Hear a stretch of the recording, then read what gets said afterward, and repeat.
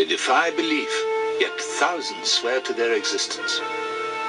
It looked kind of like an ape. It was about, I'd say, a good 10 feet tall. They are echoes of the past, yet their tracks have been detected by modern science. People realize that with the amount of evidence there is, that there's a chance that this mystery may be solved in time. They are legend brought to life. They are Sasquatch. Beyond what is known lies an unexplored world of shadows and phantoms.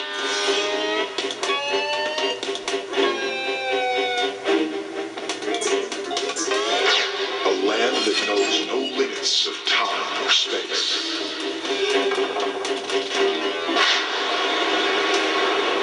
From the dawn of discovery to the nightfall of catastrophe.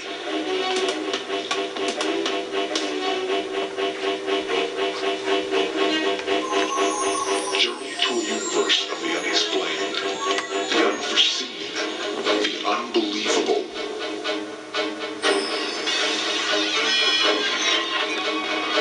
A place where myth and legend are law, superstition is science. A place beyond reality, where no question will go unanswered. Travel to a world of secrets and mysteries.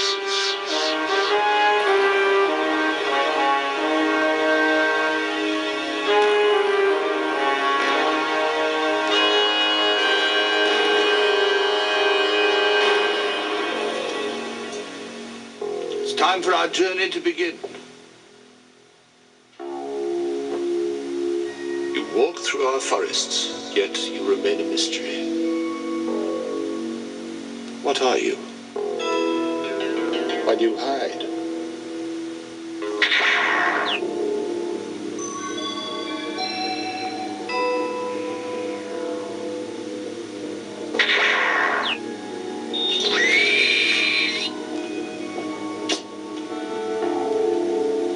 In the land we call wilderness, there lives a creature that has become one with legend. At the moment, it's about to have an unpleasant encounter with the self-styled masters of the wilderness, man.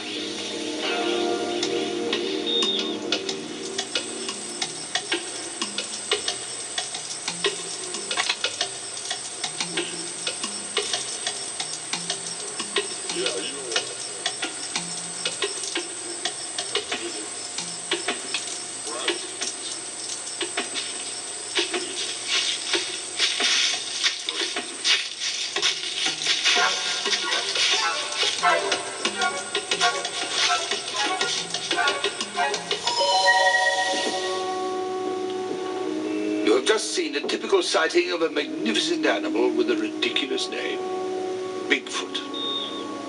I think it deserves a name more in keeping with its character.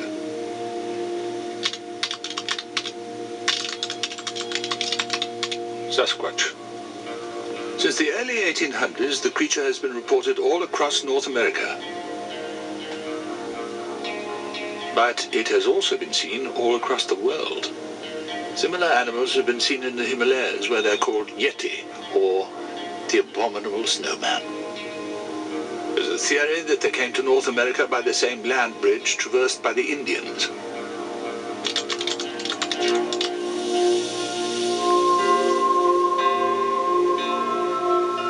This land is called the Pacific Northwest. A man or an entire town could easily be absorbed into this expansive wilderness. This single forest covers a huge area, and even today, maps are incomplete. Here, time not only stands still, it doesn't exist. And here is where Sasquatch makes its home. Well, I'd loaded 2 loads of logs out that morning, and I looked out towards the timber, and I saw this movement. And I stood and watched, and from around behind a big tree, there was a black deal looking at me, and it had a peaked, pointed head. As I recall, I brightened my headlights to get a better view of it, and I started slowing down. I started to hit the brakes. And then all of a sudden it started to move, and I thought, my Lord, the tree's going to come across the road. And as this moved away, there was vine maples there that were pretty high, and I could see these broad shoulders and just kind of a nub, a suggestion of a head. He was standing upright, and his arms like was hanging down the side of him, and he looked between a man and a beast. I swung my arm in a big arc, and I said, I yelled out, "Hi, Sasquatch, come on down." It looked kind of like an ape. I mean, an ape in sort of humanoid in structure. It was about, I'd say, a good 10 feet tall. That's the reason why I thought it was a tree. Bigfoot is Gigantopithecus, and is still here. Sightings like those are almost too numerous to catalogue. But they all agree on certain physical characteristics.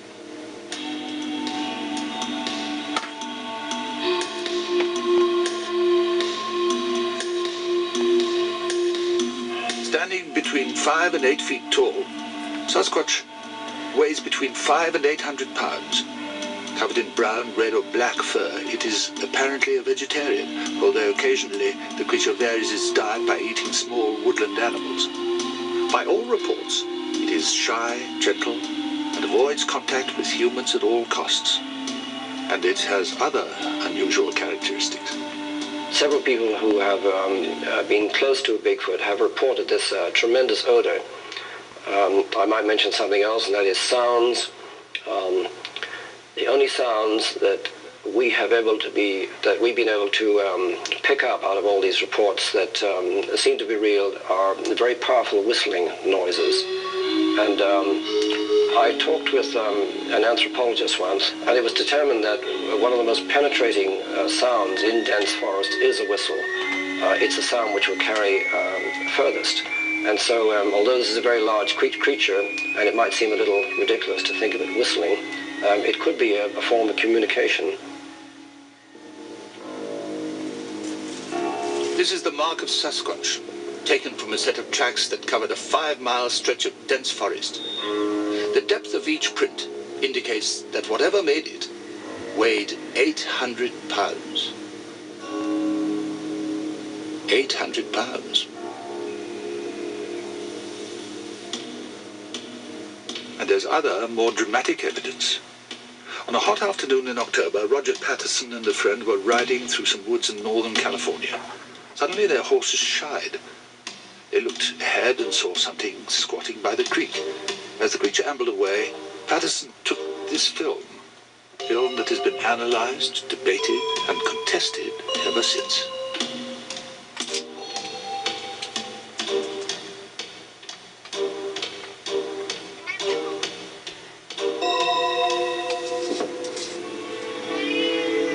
What did Roger Patterson see that afternoon?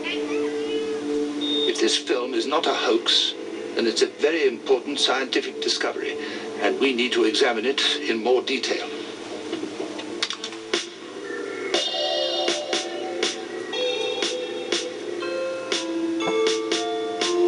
What was it that Roger Patterson photographed that October afternoon?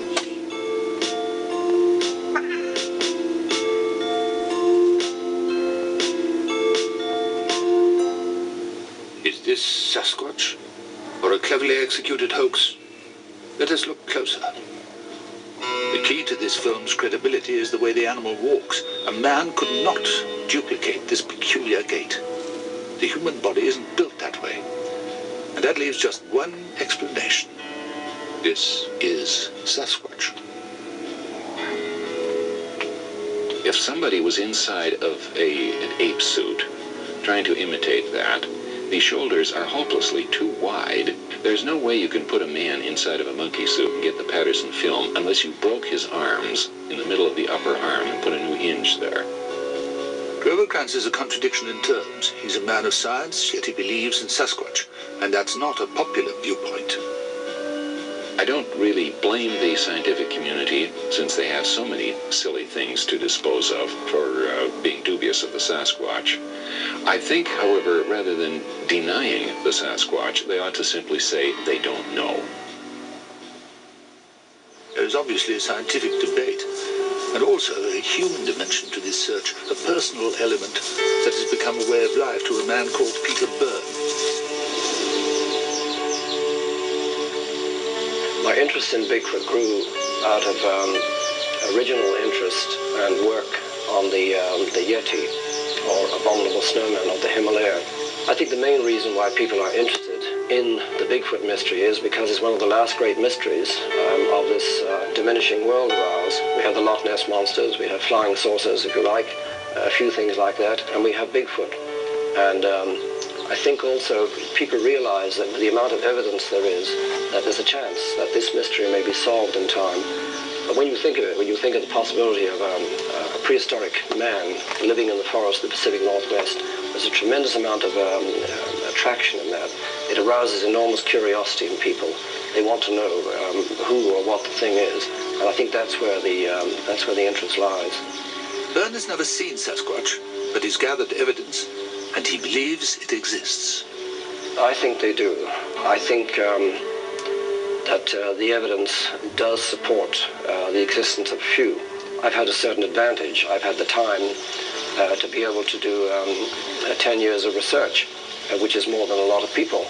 And I've seen a lot of evidence. I've seen historical evidence, I've seen footprints, and then I've been able to look into the eyes of sane, sensible, rational people who say they've seen one. And so as far as I'm concerned, I think that a few of them do exist in the forests of the Pacific Northwest. So what is Sasquatch? One of the difficulties in coming to a conclusion is that there are so many similar stories of strange animals in the woods. One of the most unusual of these tales comes from New Jersey. This is the Pine Barrens, an aptly named wilderness spanning hundreds of miles across southern New Jersey in the United States. For 200 years, reports of a strange animal have been circulating, and nobody has been able to identify what it could be. The Jersey Devil has been around since 1735, and it's a legend which is as strong today as it ever has been.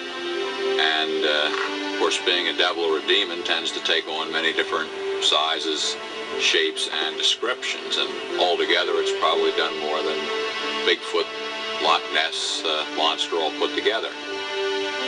In 1909, many eyewitnesses saw a creature that was huge, mysterious, elusive. Sasquatch. During this period in January, thousands of people saw the Jersey Devil or his footprints. Posses formed to chase him. Rewards were offered. Many people locked themselves up in fear and stayed in their homes. These sightings have persisted for centuries, and though no physical evidence exists, the legend refuses to die. A lot of credible witnesses have seen it. They've seen this strange thing. Sometimes the people will even say, I don't know exactly what it was, but it's something that's definitely out of the ordinary. Sightings and second-hand reports of Sasquatch can only take us so far. We must look at the world through his eyes. Let your imagination roam through this wilderness. You have known the forest as your only home. Its rhythms are your rhythms, your life. You are alone, knowing few of your kind. But you are Sasquatch. You are legend.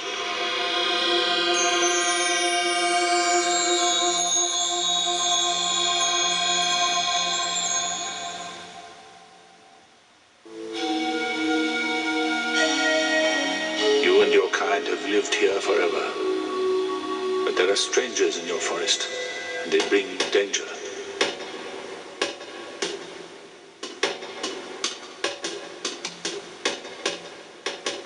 You've tried to hide, but you can only hide so long. Time is running out. The forest grows smaller every day. You're weary.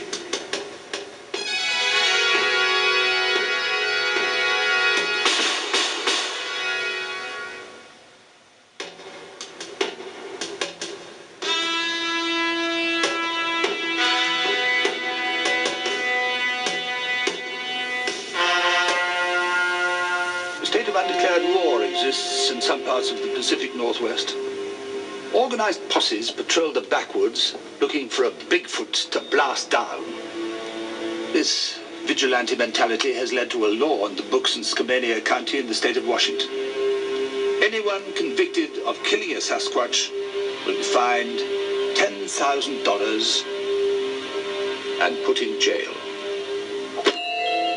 The only way that we can establish the existence of the Sasquatch positively is to produce a body, all or a significant part of one. This isn't just my idea. I've been told this by all of the skeptics, including the top authorities at the Smithsonian. And until physical evidence is produced, scientists are not about to say that it's real. They're not about to accept it, try and classify it. This leaves us then with the only obvious alternative is for somebody to shoot one and bring in the body. I've talked to people, two men, who say that they've seen one at close range, and they had a rifle, and they put the rifle on it, and one of them did intend to shoot. When he looked through the telescopic sight, he saw what he said was a human face, and it deterred him, and then the thing walked away. I don't think that that shooting one would be justified in any way. Science, at least, has a motive, but no motive can justify this. If I was able to, I would shoot one. Because I think it's very important to establish that these exist. If it's there, we should know what it is, but if it's there, I think we'll eventually destroy it. Oh, I think it's absolutely ridiculous because they just will shoot me to prove there's humanoids around here. Until someone literally brings one in, there is no absolute proof that these animals exist. Well, I certainly think that it would be worth every once in a while if it could be tranquilized. I see no necessity in killing it. It's natural to be afraid of things you don't know about, and the more you learn about Bigfoot, the more you realize that he's just kind of curious. He wants something to eat, of course. It's like the Titanic. They found it, and some say leave it, and some say go get it. I think there ought to be some way they'd have a right to capture him, if they have to shoot him and cripple him or something to get him, or whatever it takes to capture him, because I'm positive he's out there.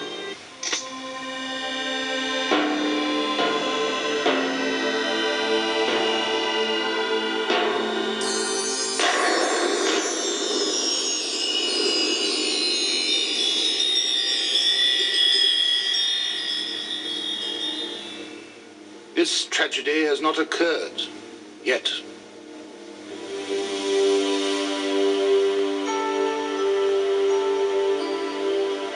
Sasquatch still lives among us. But for how long? Man has a lamentable record for showing compassion for that which he fears. And he fears Sasquatch.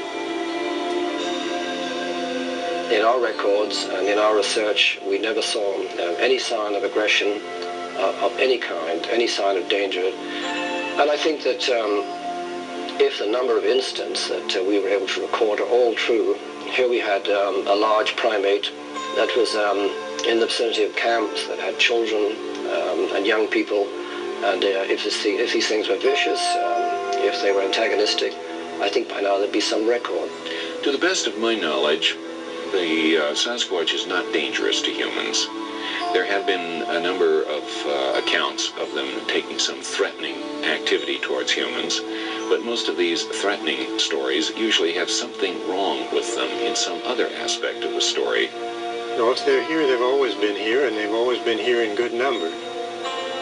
And of course, every year we hear of a certain number of people being killed by bears. We never hear of anyone being killed by Sasquatch. What will happen now? Life or death?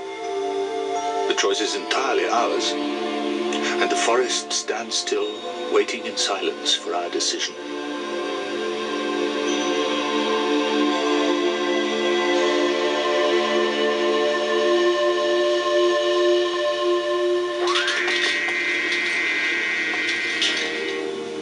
There's an ability about this creature that the Indians recognized. They turned Sasquatch into legend, into a god of sorts. We too should celebrate the existence of a living wonder like Sasquatch, not drive it deeper into isolation.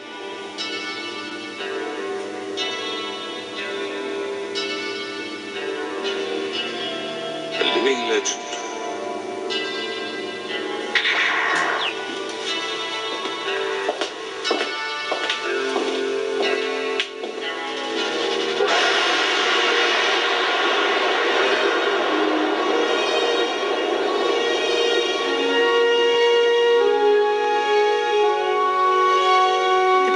Purpose is not to validate any side of an issue, but through the use of actualities and dramatic recreation, relate a possible answer, but not the only answer, to this material.